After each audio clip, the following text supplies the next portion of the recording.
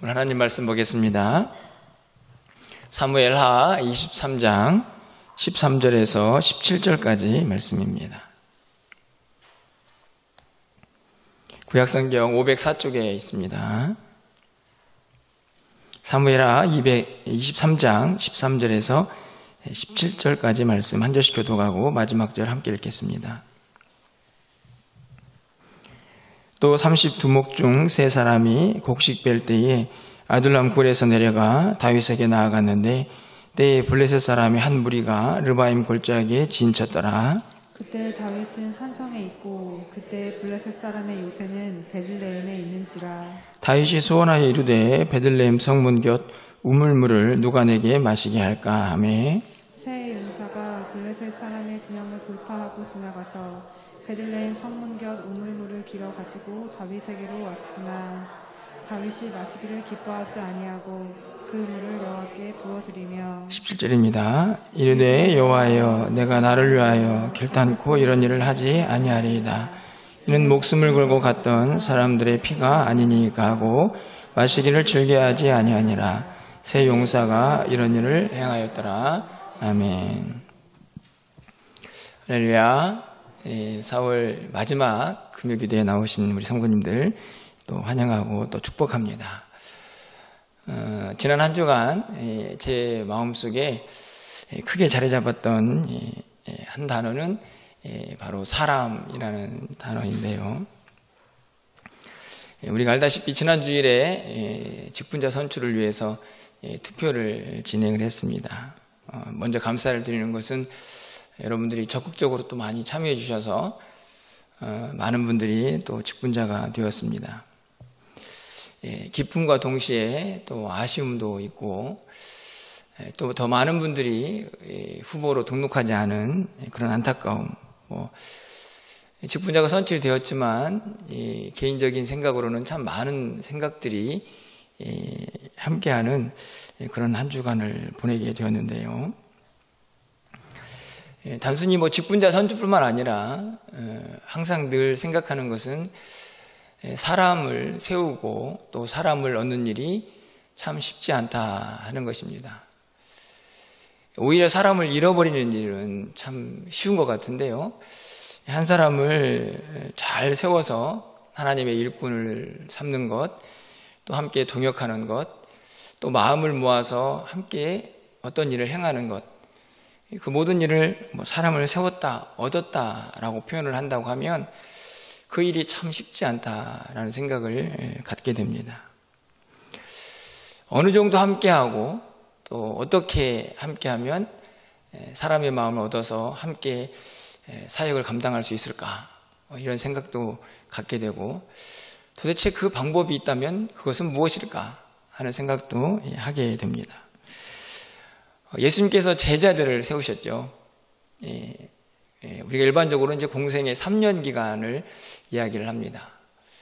3년 동안 계속 사람들을 데리고 다니고 또 그들에게 가르치고 그렇게 해서도 결국에는 제자들이 온전한 하나님의 사람, 일꾼들이 되었는가 하는 생각을 해보면 쉽게 답이 나오지 않지 않습니까? 그런 걸 보아도 사람을 세우는 것이 참 쉽지 않다. 뿐만 아니라 그 사람의 마음을 얻어서 함께 어떤 일을 이루어간다 하는 것도 참 어렵다라는 생각이 듭니다. 여러분은 어떠신가요? 아마 여러분들도 동일한 마음이 아닐까 생각이 드는데요. 특별히 사람들과 함께하는, 예를 들면 목자나 교사나 아니면 셀 리더나 이렇게 누군가를 살피고 돌보는 일을 하는 사람들은 아마 오늘 제 말씀에 훨씬 더 많이 공감을 하지 않을까, 이런 생각들을 하게 됩니다. 그런 측면에서 우리가 잘 알고 있는 오늘 본문의 다윗과 새 용사의 이야기는 참 많은 부러움, 그것을 넘어서서 감동까지 저에게 주는 본문이었습니다. 한 주 동안 사람에 대해서 생각을 하다 보니 자연스럽게 금요기도에는 이 본문으로 제 마음이 끌려서 함께 이 말씀을 나누게 되는데요. 오늘 내용은 아주 간단합니다. 8절 이하에서부터 다윗의 용사들이 쭉 기록이 되어 있는데요. 그 한 대목에 이 새 용사가 특별히 부각되는 오늘 본문의 내용이죠. 블레셋과 전쟁을 할 때 일어난 이야기입니다. 곡식 뺄 때라고 하는 거 보니까 추수 때이고, 그래서 아마 물이 흔하지 않은, 아마 이 가뭄이 계속되는 그런 절기가 아니었을까 생각이 듭니다. 뭐 이런저런 고민이 있었던지 전쟁 중에 다윗이 모리를 좀 먹고 싶었던 모양이죠. 그런데 단순히 목이 말랐던 것은 아니고, 베들레헴 성문 곁에 우물물을 이야기하는 걸 보면 굉장히 많은 생각 속에서 어렸을 때 고향에서 마셨던 물을 떠올리는 건지, 아니면 어떤 마음으로 여기에 물을 마시고 싶다는 생각이 들었는지는 사실 쉽게 가늠이 되지는 않습니다. 그 전쟁을 하는 중에 아마 아둘람에 있던 이 새 용사가 아마 다윗을 돕기 위해서 오지 않았을까 생각이 드는데요. 다윗이 무심결에 던졌던 베들레헴 성문 곁에 있는 그 우물에서 누가 좀 그 물을 마시게 할 사람 없을까, 이렇게 한마디 내뱉었는데 그 이야기를 이 새 용사가 듣게 됩니다. 그래서 그 물을 떠서 다윗에게 가져다 주는 장면이 오늘 본문의 내용이죠. 사실은 이 일이 크게 다가오는 것은 그 베들레헴, 이 새 용사가 떠온 우물이 어디에 있느냐 하는 것입니다. 오늘 본문에 보면 블레셋 영토다라고 되어 있죠. 블레셋이 이미 점령한 상태, 적군에 들어가가지고 적진에서 물을 떠와야 하는 상태, 그런 상태였던 것입니다. 다윗이 시킨 것도 아닌데 이 새 용사는 어떤 마음이 감동이 있었던지 자원해서 그 적진에 들어가서 물을 떠다가 다윗에게 주는 장면이 오늘 본문의 내용입니다. 문득 이런 생각이 좀 들었습니다. 오늘 이 세상적인 시각으로 이 본문을 보면 다윗이라는 왕은 참 철없다. 지금 뭐 전쟁 중에 적진에 있는 우물물을 마시겠다고 하는 이 철없는 왕, 뭐 이런 비판이 가능할 것 같고요. 또 한편으로 보면 이 새 용사는 너무 과잉 충성 아니냐? 도대체 뭘 바라고 이러는 거야? 하는 그런 또 비판도 가능한 이야기가 아닌가 생각이 듭니다. 만약에 세상적인 시각으로만 이 이야기를 본다면 말이죠. 하지만 여러분들은 이 다윗과 새 용사의 관계가 어떻게 이해가 되시고, 또 영적인 교훈은 이곳에서 무엇을 우리가 받을 수 있을까 하는 생각을 갖게 되는데요. 오늘 본문에서 이들 관계에서 보여지고 있는 헌신과 충성, 그것이 어디를 향해 가고 있는가 하는 것을 우리가 좀 생각해 보아야 합니다. 여러분 16절 말씀을 가서 보시면요, 새 용사가 블레셋 사람의 진영을 돌파하고 지나가서 베들레헴 성문 곁 우물물을 길러 가지고 다윗에게로 왔으나 다윗이 마시기를 기뻐하지 아니하고 그 물을 여호와께 부어드리며. 그렇게 물을 떠왔는데요, 다윗은 그것을 보고 아마 깜짝 놀란 것 같습니다. 기뻐하지 않았죠. 그래서 그 물을 여호와께 부어드렸다, 이렇게 이야기를 합니다. 사실은 이 행동도 단순하게 생각해 보면 좀 이해가 안 가죠.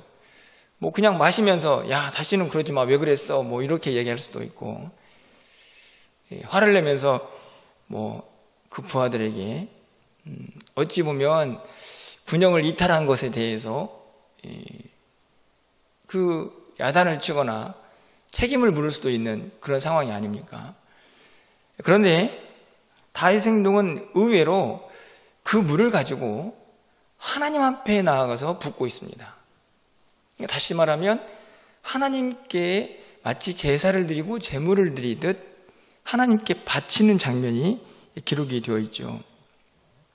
그러면서요, 17절 상반절에서 다윗의 이 행위가 무엇을 의미하는가 하는 것을 우리에게 가르쳐주는 구절이 등장합니다. 이르되 여호와여, 내가 나를 위하여 결단코 이런 일을 하지 아니하리이다.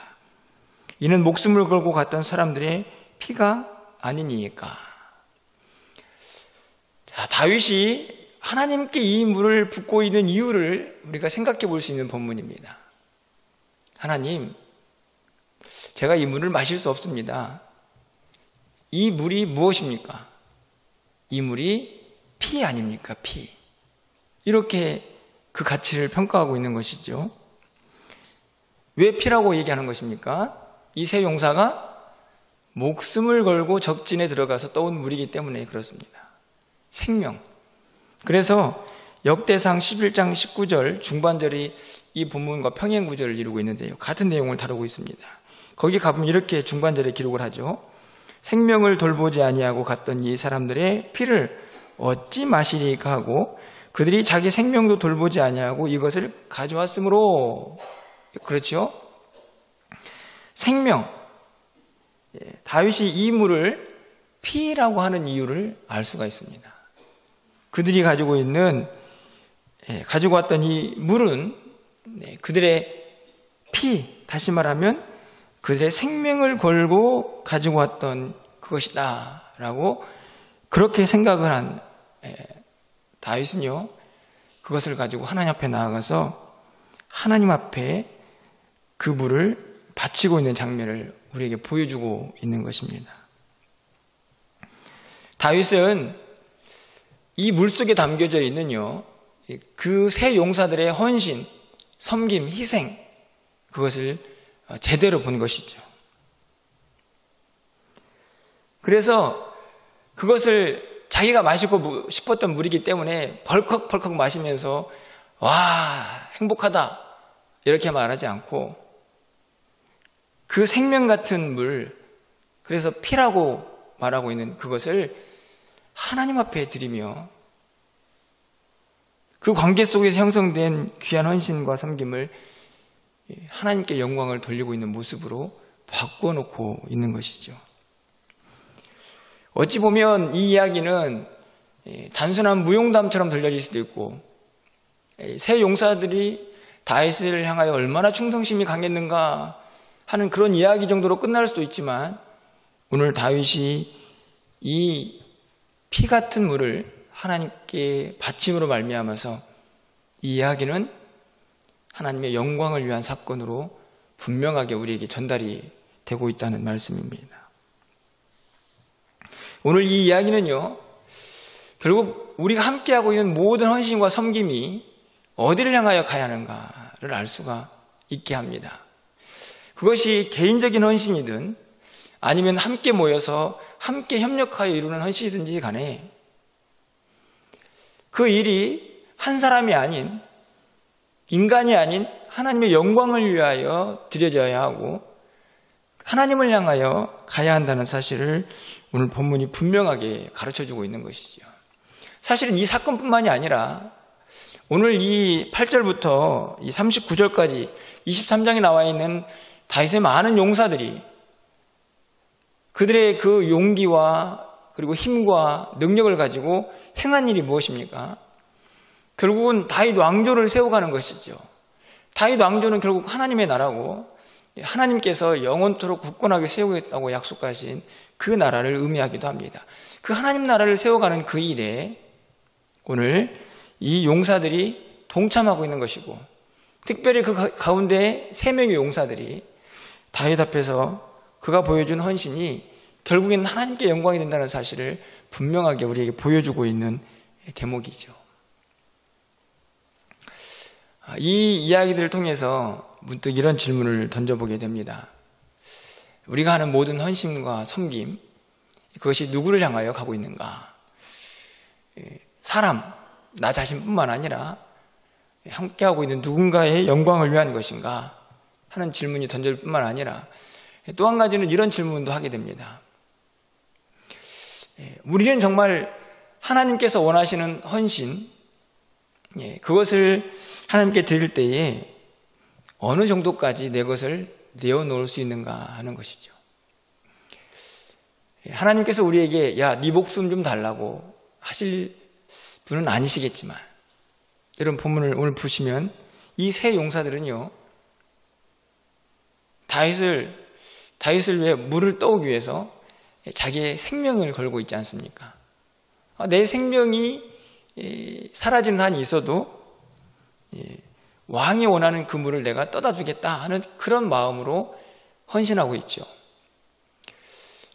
여러분, 이것을 단순히 한 개인적인 또 사람을 향한 헌신으로 보지 않고 우리가 하나님을 향한 헌신으로 볼 때에 우리는 과연 어느 정도 하나님 앞에 헌신하고 있는지요.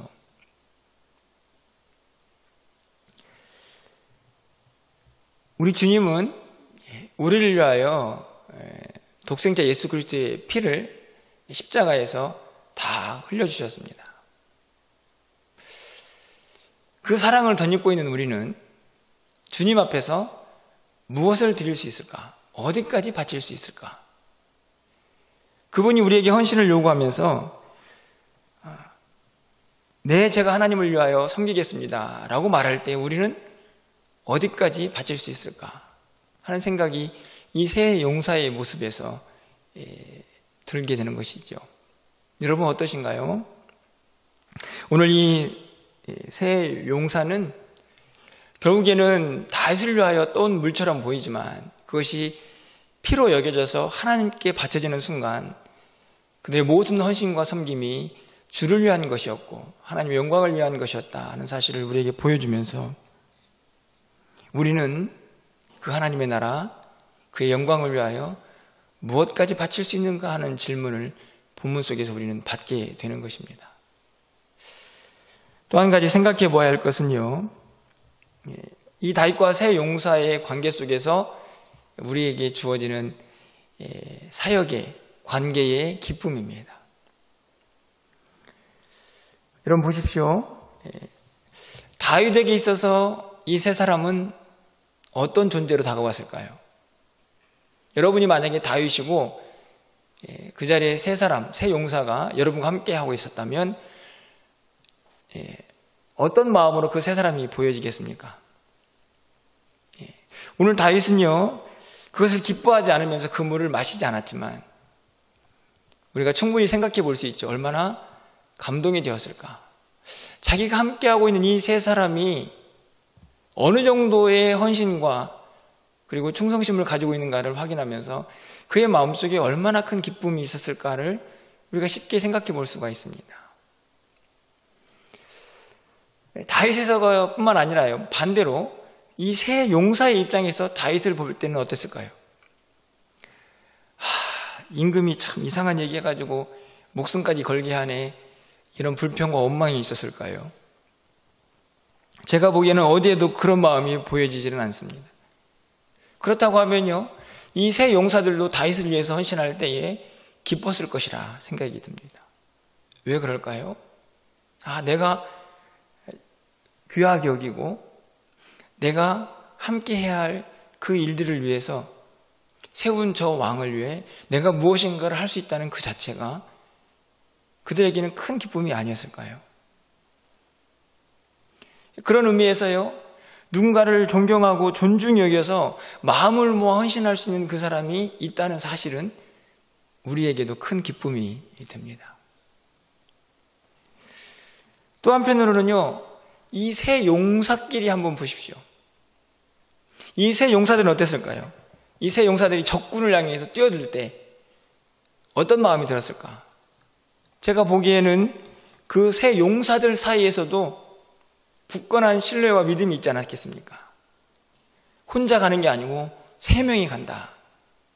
셋이 간다고 하면 능히 이 일을 할 수 있을 것이다. 이런 용기도 생겼을 것이고, 아마 세 사람이 서로에게 주는 힘과 용기는 또 대단하지 않았을까, 이런 생각이 듭니다. 이렇게 보니 여러분, 이 관계 하나하나가 얼마나 소중하고 아름다운가 하는 것을 우리가 볼 수가 있게 되죠. 여러분, 신앙생활에서요, 어떤 사람이 행복한 사람입니까? 혼자 막 교회 막 다니고, 물론 그런 사람도 행복하죠.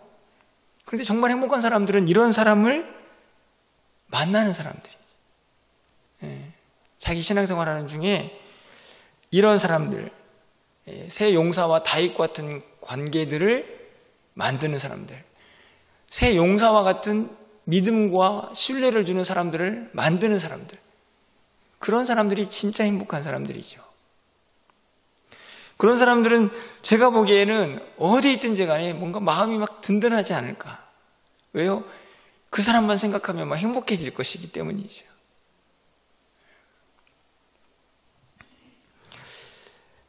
오늘 17절 하반절에 있는 마지막 말씀으로 오늘 설교를 좀 맺으려고 합니다. 여러분들 17절 하반절에 뭐라고 되어 있습니까? 새 용사가 이런 일을 행하였더라. 사실은 약간 좀 표현이 갑자기 뭐 새 용사가 그런 일을 행했더라. 이 표현을 왜 썼을까 이런 생각이 들지 않습니까? 저는 이 표현을 딱 읽는 순간에 이 뒤에는 분명히 다른 말이 더 있을 것이다 이렇게 추측을 해보았습니다. 이미 여기서 끝이 났지만 말이죠. 저는 이렇게 좀 정리해봤습니다. 새 용사가 이런 일을 행하였더라. 정말 대단하지 않습니까? 이렇게 말을 하나 더 만들어 보았습니다. 왜 성경은 이 새 용사들의 이야기를 한 번 더 정리할까요? 이런 일도 한 사람들이 다윗 곁에 있었습니다. 그들이 함께 모여서 하나님의 나라를 그렇게 이루어갔습니다. 정말 멋지지 않습니까? 이게 오늘 이 17절 하반절이 우리에게 주는 도전이 아닐까 생각이 듭니다. 개인적이고 인간적인 헌신이 아니라 결국에는 이 물이 피처럼 여겨져서 하나님께 영광으로 돌려지는 그 헌신과 섬김, 그것이 사람을 또 공동체를 얼마나 행복하게 하는가 하는 것을 오늘 본문이 분명하게 보여준다고 저는 확신을 합니다. 그러면서 이런 일들을 좀 해보았는데요. 여기에 새 용사가 이런 일을 행하였더라 이렇게 기록이 되어 있는데 그 새 용사에다가 제 이름을 한번 넣어보았습니다.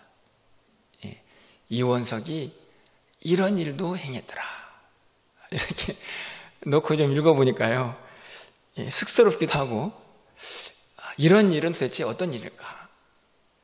분명 오늘 같은 이 새 용사가 행한 일은 누군가를 향하여 헌신하고 섬기는 물이 피로 여겨질 것 같은 그런 가치 있는 일일 텐데 내가 하나님 보시기에 그런 일을 행하고 있나? 이 새 용사의 자리에 내 이름이 들어갈 수 있을까? 하는 생각이 들면서 그렇다면 얼마나 행복할까? 그런 생각도 들었습니다. 뿐만 아니라 나도 새 용사의 일원이 되고 또 오늘 다윗과 새 용사와 같은 그런 관계가 형성되는 신앙생활이라고 하면, 그런 목회라고 하면 얼마나 행복할까 하는 생각도 들었습니다. 여러분 어떠신가요? 그거는 목사님, 목회하시는 목사님이나 이렇게 생각이 드십니까? 아니죠. 여러분 결국 이 헌신이 어디를 향하여 간다고 말씀을 드렸습니까? 하나님을 향하여 가고 있지 않습니까? 단순히 한 개인이 아니라 그 모든 일들이 결국 모아져서 하나님의 영광을 위하여 드려지고 있는 이 장면 속에서 이 아름다운 관계가 공동체 안에 얼마나 중요하고 우리의 신앙생활을 얼마나 행복하게 하는지를 다시 한번 깨달을 수 있는 이 밤이 되기를 간절히 소망합니다. 여러분 가운데에도요, 그런 관계가 형성이 되어서 신앙생활이 좀 더 행복하고 좀 즐거웠으면 좋겠습니다. 물론 모든 성도님들과 다 이런 관계가 된다면 얼마나 행복할까요? 그런데 그것이 얼마나 어려운 일인가요? 그렇기 때문에 오늘 관계 속에서 내가 만나고 있는, 특별히 자주 만나는 사람들이 있지 않습니까? 내가 가르치는 사람들도 있고 내가 섬기는 목원들도 있고, 적어도 그들과의 관계 속에서라도 이런 아름다운 관계를 형성할 때 우리의 믿음은 더욱더 단단해질 것이고 하나님이 기뻐하시는 그런 신앙생활이 되지 않을까 생각합니다. 우리 모두에게 그런 은혜가 임하는 신앙생활 되기를 주님의 이름으로 간절히 축원합니다.